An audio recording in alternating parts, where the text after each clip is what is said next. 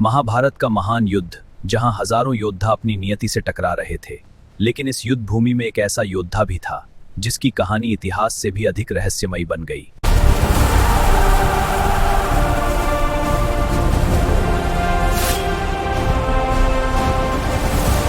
सेना का नेतृत्व कर रहे थे महान गुरु द्रोणाचार्य, एक ऐसा योद्धा जिसे युद्ध भूमि में हराना लगभग असंभव था। तभी भगवान कृष्ण ने एक ऐसी योजना बनाई जो इतिहास का सबसे बड़ा मोड़ बनने वाली थी। गुरु द्रोणाचार्य, उनकी इच्छा शक्ति तोड़ दो। जब द्रोणाचार्य को यह समाचार मिला कि उनका पुत्र अश्वत्थामा मारा गया है, तो उनके हृदय में विश्वास और शंका का तूफान उठ गया। अश्वत्थामा मर गया, हाथी। अपने पुत्र की मृत्यु का समाचार सुनकर महान गुरु द्रोणाचार्य टूट गए। उन्होंने अपने अस्त्र त्याग दिए और युद्ध भूमि में ध्यान में लीन हो गए। ध्यान में लीन महान गुरु द्रोणाचार्य अब युद्ध नहीं लड़ रहे थे, लेकिन नियति ने उनके लिए एक दुखद अंत लिख दिया था।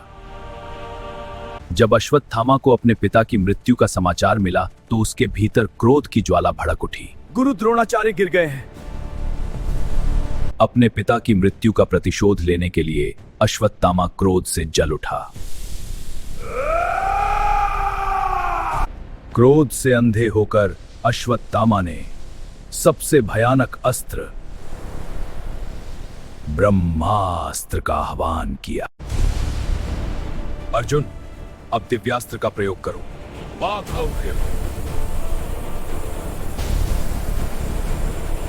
अश्वत्थामा के ब्रह्मास्त्र का सामना करने के लिए अर्जुन को भी दिव्य अस्त्र का सहारा लेना पड़ा।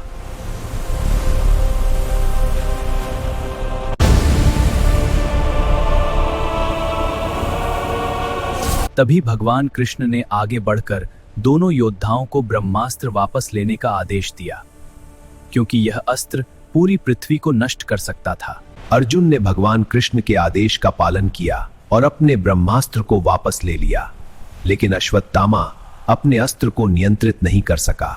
अपने अस्त्र को वापस न ले पाने के कारण अश्वत्थामा ने एक भयानक निर्णय लिया।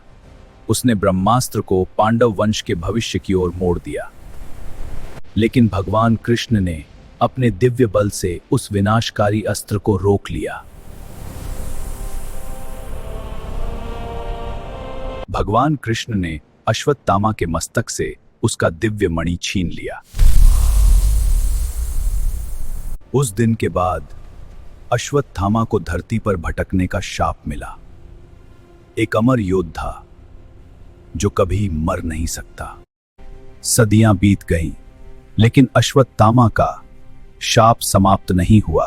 वह अब भी धरती पर भटक रहा है। कहा जाता है कि आज भी कुछ लोगों ने अश्वत्थामा को इन प्राचीन मंदिरों के पास देखा है। क्या यह केवल एक कथा है, या सच में अश्वत्थामा आज भी धरती पर भटक रहा है? युग बदलते रहे, राज्य बदलते रहे, लेकिन अश्वत्थामा का शाप कभी समाप्त नहीं हुआ। अमर होना हमेशा आशीर्वाद नहीं होता, कभी कभी यह सबसे बड़ा शाप बन जाता है। कहा जाता है कि आज भी अश्वत्थामा धरती पर भटक रहा है।